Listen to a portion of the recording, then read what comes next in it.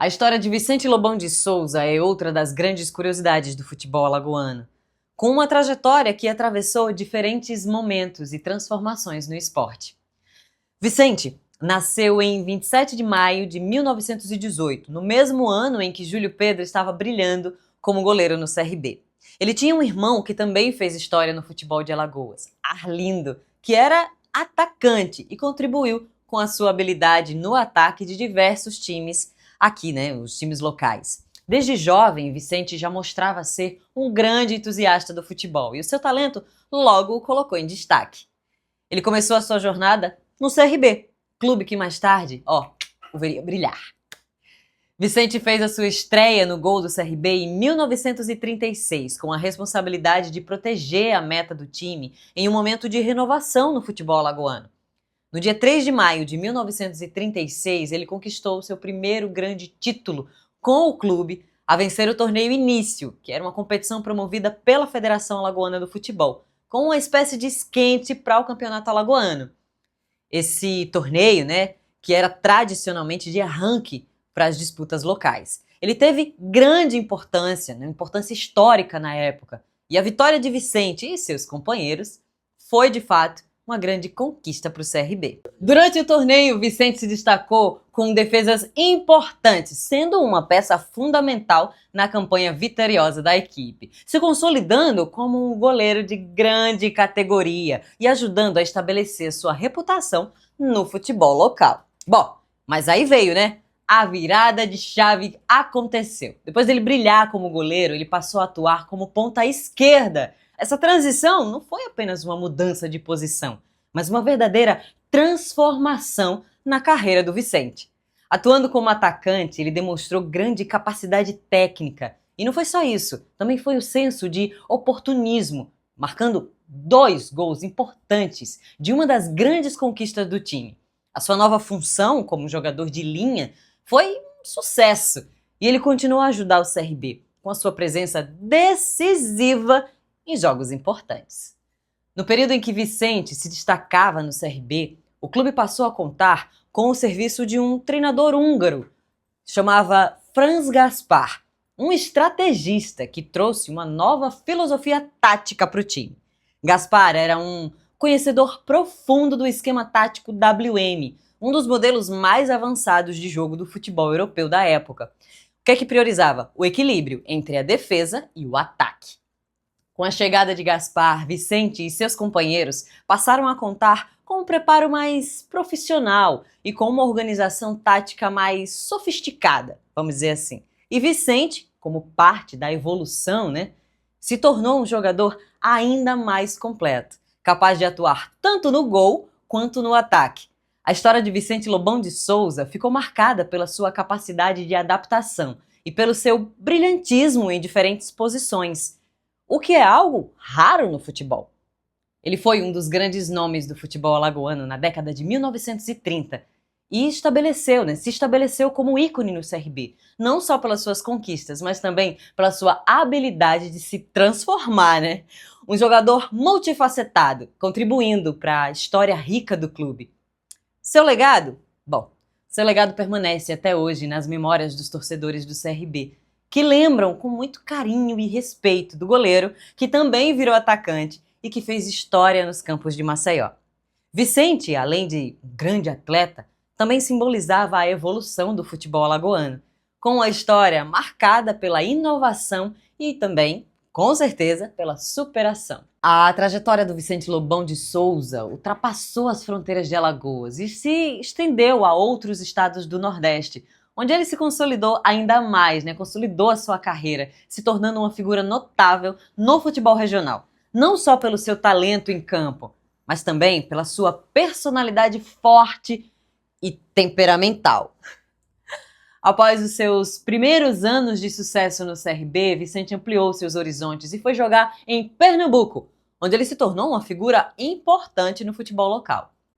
Ele chegou em Santa Cruz, ao Santa Cruz Futebol Clube de Recife, um dos maiores clubes do estado, e lá também deixou sua marca. Vicente não só atuou como goleiro, mas também teve passagem como jogador de linha, sempre com a versatilidade que o caracterizou ao longo da sua carreira. Ele retornou ao gol do Santa Cruz em 1940, quando o time estava disputando ali competições muito importantes no cenário nordestino. Além do Santa Cruz, Vicente também defendeu as cores de outros clubes tradicionais do futebol, claro, do futebol pernambucano, inclusive, como o América Futebol Clube e o Náutico também, outro grande clube de Recife. A sua passagem pelo Náutico, em especial, foi marcada, né? No Náutico, Vicente foi um dos grandes protagonistas da década de 1950, ajudando o time a conquistar o título de tricampeão pernambucano. Uma façanha que consolidou sua posição como um dos grandes goleiros da história do futebol nordestino. Vicente também era conhecido pelo seu temperamento explosivo, como eu disse, né? Ele era polêmico. Um dos episódios mais bizarros e marcantes da sua carreira aconteceu em 1954, quando ele protagonizou uma cena que ficou para a história do futebol. Durante uma partida, depois de uma marcação de uma falta contra o seu time, Vicente não aguentou a pressão e partiu para cima do árbitro, Anísio Morgado. A situação saiu do controle e Vicente aplicou uma surra no árbitro, algo absolutamente fora do comum na época, né? E pro futebol da época, claro, o que gerou uma repercussão nacional. Esse episódio exemplifica bem o caráter de Vicente. Um homem que dentro de campo era feroz e não aceitava a decisão que ele considerava injusta, né? Sua paixão pelo futebol se transformava de forma muitas vezes descontrolada. Claro, essa atitude lhe trouxe muitas críticas, mas também o tornou uma figura única, marcada tanto pela sua habilidade quanto pela sua personalidade. Apesar de ser temperamental e ter se envolvido em episódios polêmicos, o legado de Vicente Lobão de Souza no futebol nordestino é imensurável. A sua capacidade técnica, tanto como goleiro quanto como atacante, em diferentes posições e clubes, fizeram dele um jogador de grande importância na história do esporte da região. Ele jogou no Santa Cruz em 1940, contribuiu para o título do Náutico e após a sua passagem vitoriosa e polêmica no futebol pernambucano, Vicente foi jogador do América, do Rio de Janeiro. Por lá, ele também se tornou um ídolo do período de 1943 a 1949. Mesmo com seus episódios de indisciplina, como o famoso incidente de 54, Vicente sempre foi um jogador apaixonado que transbordava amor pelo futebol. Ele se tornou uma figura única, uma mistura de grande talento e temperamento forte, algo que fez com que a sua história ainda seja relembrada e discutida nos círculos do futebol até hoje. Vicente Lobão era definitivamente um sujeito muito popular. Goleiro, juiz de futebol, leão de chácara, ele foi quase tudo no Recife, até que anunciou que seria candidato a vereador. Ao lado de grandes nomes e sobrenomes pernambucanos, tinha pouca gente que duvidava dessa eleição. Mas os seus planos acabaram sendo atrapalhados por um pequeno detalhe. Em resumo, o homem morreu. Pois é. Mas aí é que vem uma história engraçada. Quando receberam a notícia da morte do cidadão, foi solicitada uma foto 3x4 do defunto. Gorducho, Lobão era mais pesado do que ele deveria ser, né? Sem contar que, depois de algum tempo, todo o corpo ele endurece, é o chamado rigor mortis, né? Como dizem os mais velhos. Um fotógrafo por nome de Pedrosa se equilibrou num banquinho e anunciou a estratégia para um faz-tudo que estava lá no momento, chamava Mata 7.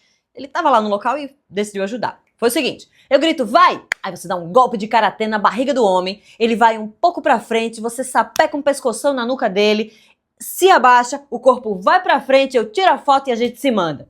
Dito e feito. Ele só não contava que no fim da operação, precisamente na hora em que o flash estourou, o morto desce um berro monumental. Uai! E ele saía escorrendo do necrotério. Gente, não era o morto, era o vigia. O resto dessa história se tornou pública com o tempo, né? A imprensa acabou ficando sem a foto. O fotógrafo Pedrosa quebrou uma perna, coitado, né? Ele caiu do banco. O Matassete, o faz-tudo, virou pai de santo, com a fama de ter mãos milagrosas, capazes de ressuscitar defuntos. O vigia se queixou no delegado, né, de ter sido covardemente agredido, mas os agressores nunca foram localizados. Só o pobre do Vicente Lobão que cumpriu obediente e sereno o seu destino de defunto. uma perda inestimável para a democracia brasileira. Era São João nessa época. E nessa noite, segundo se comentou, um grande balão colorido subiu aos céus e nunca mais voltou.